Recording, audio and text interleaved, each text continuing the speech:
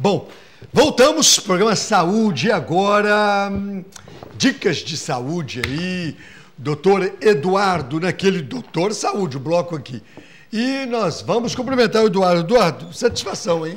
Satisfação, boa noite, doutor João, boa noite, queridos amigos da Altiora, um prazer imenso, uma satisfação desse seu programa aí, as pessoas elogiando na cidade todo dia. Essa semana mesmo, andando pela cidade, mandaram um abraço, doutor João, elogiando os temas, o projeto, todo esse trabalho que a gente faz aqui na TV Altiora, estão de parabéns. Bom, é isso aí, a gente agradece aí os nossos telespectadores. Continuem atentos.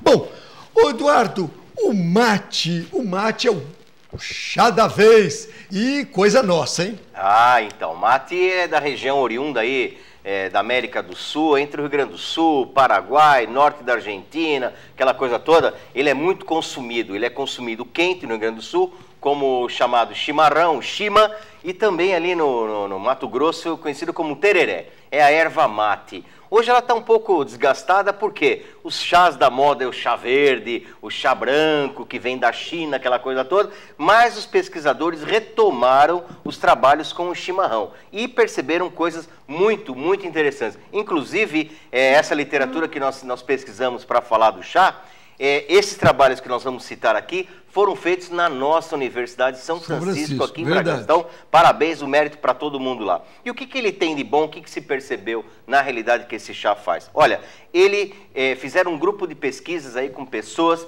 que ingeriram durante 60 dias seguidos, consecutivos, o chá durante as refeições. Um copinho de chá, 1 litro de chá por dia durante as refeições. Percebeu-se que desse grupo, doutor João, 13%, diminuíram 13% do colesterol ruim quando ingeriram durante 60 dias o chimarrão. Que é o LDL. É o LDL, o colesterol ruim. Quer dizer, já houve uma baixa disso daí, da quantidade de colesterol ruim. Isso é muito bom para o sistema circulatório, que agradece. Mais ainda, como se não bastasse, 5% dessas pessoas emagreceram também, perderam peso por conta do chimarrão, mantendo, obviamente, todos os seus hábitos. E descobriu-se que eles tinham lá estruturas ativas, princípio ativo, chamado de clorogênico, que ele neutraliza, na realidade, os ácidos graxos, não deixando ele ser absorvido.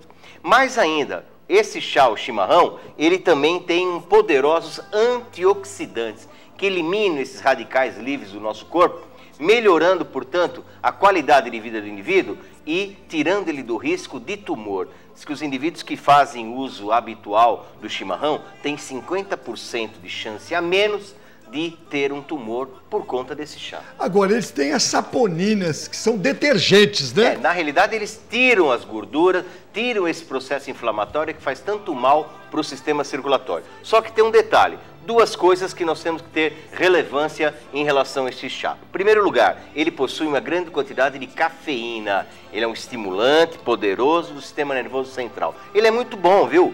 Quando indicado, quando na concentrase e na dose certa, é bom para o sistema circulatório, é bom para a memória imediata, é bom para o sistema circulatório se movimentar. Mas, indivíduos que têm problema de sono durante a noite, tomar o chimarrão durante a noite ou em horário mais tarde, que acaba atrapalhando um pouco o sono. E mais ainda, uma outra coisa que ele tem, que é bem complicado, lá no Rio Grande do Sul, como se toma, ele é uma temperatura muito elevada, lá é o maior local onde tem incidência de câncer de esôfago e de boca. Então é bem complicado em relação a isso, por conta do uso do chimarrão quente. Agora, tem uma receitinha boa pra gente fazer aqui? Pode fazer para nós aqui do Sudeste, aquela coisa toda? Solta a receita. É fácil, hein? 3 colheres de chá mate que você pode comprar aí, faz uma infusão num litro de água fervendo, deixa essa água aí fervendo, coloca 3 colheres, deixa essa infusão, desliga a água, deixa a infusão, coa, deixa chegar na temperatura ambiente, bate com manga, doutor João, um pedaço de manga e uma colher de sopa de suco de limão. Bate isso, toma bate com gelo, toma ele na temperatura geladinho, é uma maravilha e tem os mesmos benefícios que o chimarrão quente. É isso aí, a vez do chá. Bom, eu queria saber o seguinte, eu queria que você comparasse aí o leite de soja e o leite de vaca. Legal, essas comparações são importantes para a gente ver que esses dois alimentos, eles têm alguns quesitos que são bons para um e ou não são tão bons quanto o outro. Quer ver? Vamos falar em termos de caloria? Caloria. Caloria. O leite de soja possui 52 calorias, enquanto que o leite de vaca, 56. Então o leite de vaca, ele é mais calórico, pouco mais calórico do que o leite de soja. E proteína? Ah, é proteína sim. Nós temos aí o leite de soja, uma quantidade de proteína maior. Nós temos 4,48 gramas em relação ao leite de vaca, que tem apenas 3,95. E gordura? Gordura nós também temos o leite de vaca, ele tem uma quantidade maior de gordura. É 1,98 para o leite de soja, que é 1,92. E o cálcio? Aí cálcio disparado é o leite de vaca. 143 miligramas em relação ao leite de soja, que são 38 miligramas. E o magnésio, que é bom para o coração e para o sistema imunológico? Isso também é muito importante. O leite de soja ganha, em relação ao magnésio, 25 gramas do leite de soja em relação ao 15 gramas do leite de vaca. E o fósforo, que é bom para o sistema nervoso? Aí o leite de vaca também está disparado, é o dobro, hein? O leite de vaca possui 112 miligramas, em comparação ao leite de soja, que são 55 miligramas. E o potássio, que é bom para a musculatura? Aí, potássio bom também? Leite de vaca, 182 miligramas, em relação ao leite de soja, 124 miligramas. Com essas dicas todas, aí você vê a tua necessidade de manter um ou outro. Exatamente. Então, pode fazer uso aí do leite de soja e leite de vaca, dependendo daquele quesito que você necessita mais ou menos, você faça a sua escolha. Bom, eu queria fazer um negócio. Tem muita gente que tem mau hálito. Quais são os fatores, os inimigos do mau hálito? Olha, vamos supor, a gente falando na área odontológica, vamos dizer que o mau hálito seja proveniente da boca, que ele pode vir de outros lugares, da garganta, pode vir do estômago, das adenoides, pode vir daqui, do rosto, da face, etc. Vamos supor que seja da boca por problema de dentes, aí sim. O resto dos alimentares, problemas infecciosos, as bactérias que se proliferam ali na boca fermentam, elas liberam um gás que causa um mau hálito, um odor tremendo na boca. Alguns enxaguatórios bucais se prestam para eliminar, obviamente, essas bactérias. Tem alguns enxaguatórios bucais que têm princípios ativos específicos para neutralizar esses gases do mau hálito, mas uma dica importante: você tem que procurar um cirurgião dentista para que ele possa estar te orientando e prescrevendo um enxaguatório bucal adequado. Tem muitos deles, por exemplo, a clorexidina, ele não pode ser utilizado por mais de 30 dias consecutivos. E ele tem possibilidade de manchar os dentes. É excelente para a bactéria, é excelente para o mau hálito, mas ele tem que ter a indicação do cirurgião dentista para isso. Tá certo. Bom, e você que gosta de sauna? E a sauna para o bem da pele? Vamos lá, e aí? Ah, uma maravilha. Sauna é uma delícia, para quem gosta, obviamente. Tem gente que entra na sauna, não consegue ficar, é muito quente, tanto a seca quanto a úmida. Agora, em relação à pele, é uma maravilha. Os dermatologistas, os pesquisadores preconizam que é importante. Com essa temperatura elevada da sauna, ocorre o aumento do seu metabolismo, o aumento do suor. Esse suor acaba arrastando todos os restos metabólicos do nosso organismo. A pele fica com os poros mais abertos e os dermatologistas ainda dizem, doutor João, que depois que você sai da sauna, é interessante fazer aquela limpeza de pele, tirar cravinho, tirar espinhinha, tirar aquelas coisas que os homens e as mulheres aí sabem muito bem que acabam atrapalhando. Então, ele é importante e é muito bom para a pele. Só que tem uma coisa, ele tem que ser indicado a sauna também, porque indivíduos que têm, por exemplo, são hipotensos, que têm problema de pressão baixa, elas podem, por conta da sauna, dilatar os vasos, diminuir mais ainda a pressão, o indivíduo pode ter um sofrimento por conta disso. Porque a pessoa desidrata, etc. Tem que ser bem indicado, inclusive, por profissional. Exatamente. A sauna é muito boa, etc. Mas passe no seu médico, faça uma visita a ele e peça orientação se você pode ou não estar praticando a sauna. Bom, e o Tai Chi Chuan, que aí a gente sabe que são práticas orientais na prevenção e tratamento da asma, Eduardo. Olha, vamos voltar aqui. Algumas pesquisas aí revelam que hoje já acabou aquela história que o indivíduo que era asmático, ele tem que ficar em casa.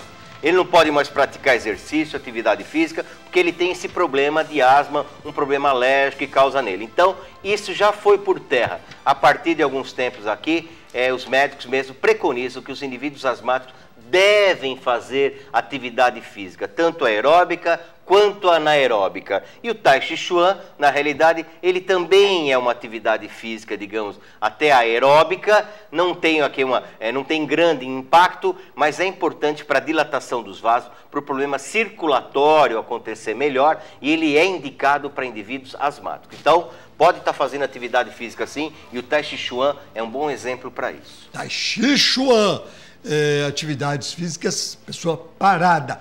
Bom, eu quero saber o seguinte, sucos, Eduardo.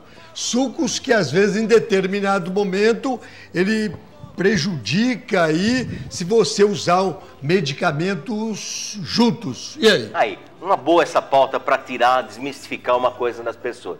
Tem pessoas que falam, eu vou tomar um remédio, mas o remédio é tão ruim, vou pôr um suquinho disso, um suco daquilo, suco de limão, suco de laranja, suco de maçã, grapefruit, por exemplo, para poder melhorar o gosto do medicamento. Não façam mais isso. Por quê? Porque o que acontece? Alguns pesquisadores que estavam estudando o efeito do álcool em relação a medicamentos, nesses indivíduos que eles estavam ministrando essa dose de álcool, eles tentaram colocar um suquinho de grapefruit, foi nos Estados Unidos, lá se usa muito. E percebeu-se depois, numa dosagem no sangue do indivíduo, que o princípio ativo do medicamento que ele ingeria junto estava muitíssimo mais elevado. E aí descobriu-se o quê? Que o grapefruit, algumas frutas, principalmente as ácidas, com vitamina C, a laranja, a maçã, o grapefruit, muitas vezes eles interferem no metabolismo do medicamento. Então, não é indicado. Olha o que eu separei aqui. Por exemplo, frutas ácidas faz mal em relação quando se toma aspirina e tetraciclina, que é antibiótico. Cafeína e chocolate com medicamentos para esquizofrenia também não é muito bom. Soja também em relação à absorção de hormônios da tireoide. Nos Estados Unidos, doutor João, já existem 50 medicamentos que vem escrito na bula com que ele pode e não pode ser tomado. Tomara que essa prática venha logo para nós aqui, para orientar melhor a população. Então, pelo sim, pelo não, sabe o que vamos fazer?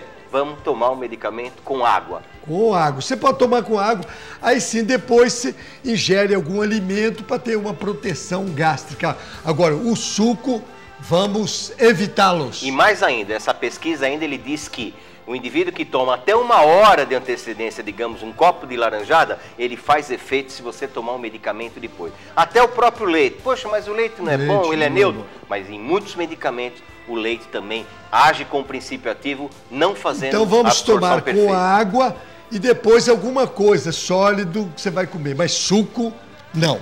Agora eu quero saber o seguinte, rotavírus, e o cuidado, Eduardo? Olha, tem um nome difícil aqui, doutor João, só me permitir ler. Pode ler. Foi feito as pesquisas recentes aí. O rotavírus, na realidade, é um vírus que dá na parte gástrica, intestinal, com sintomas como vômito, diarreia, febres e dores abdominais. Sabe-se hoje na medicina que praticamente não existe um medicamento próprio para os vírus. Mas a ciência aí descobriu uma droga que se chama nitazoxanida, que atua exatamente contra os efeitos do rotavírus. Então, é um medicamento que já está no mercado, o indivíduo que tem essa diarreia, vômito, febre, dor de cabeça, coisa toda, pode ser atenuado com esse medicamento. Melhora, portanto, as suas condições,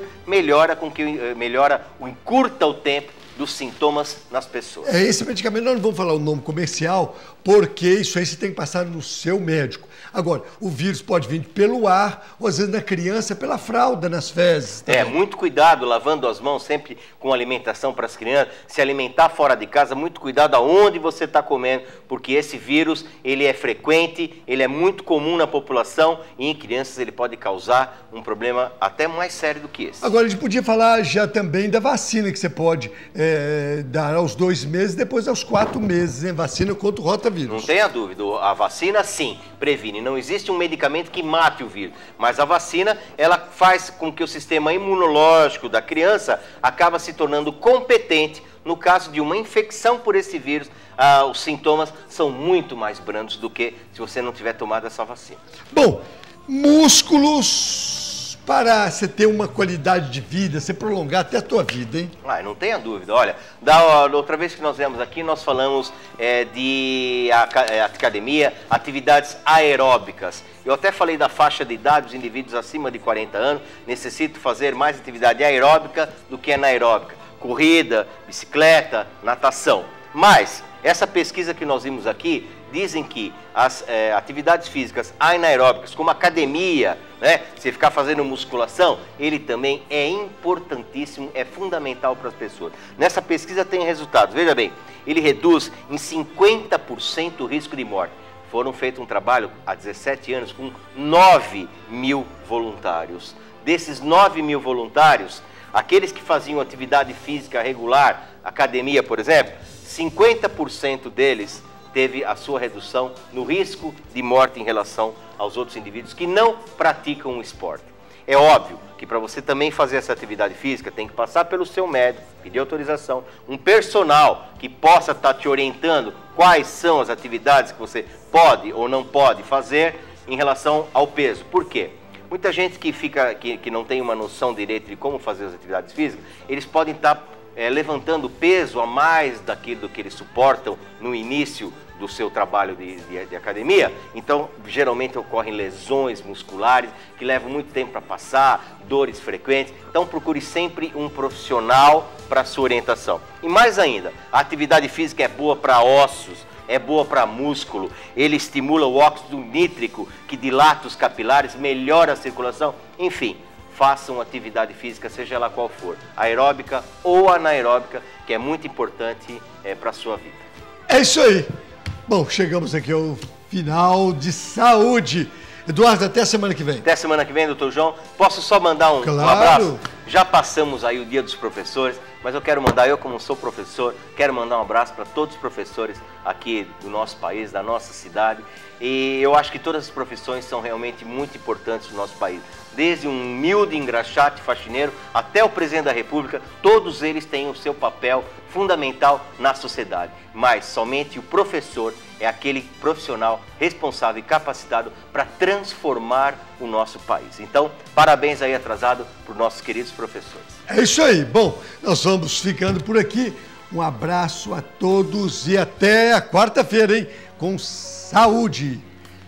E a gente espera aí que vocês continuem aí na audiência. Até quarta, às 8h30, hein? Se Deus quiser. A gente se vê, com certeza. E a lembrança do seu rosto, porque você se fez tão linda.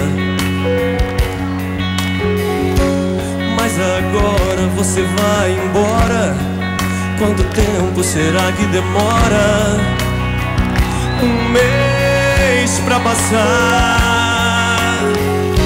A vida inteira de um inseto, o embrião pra virar feto, a folha do calendário, o trabalho pra ganhar um salário. Mas daqui a um mês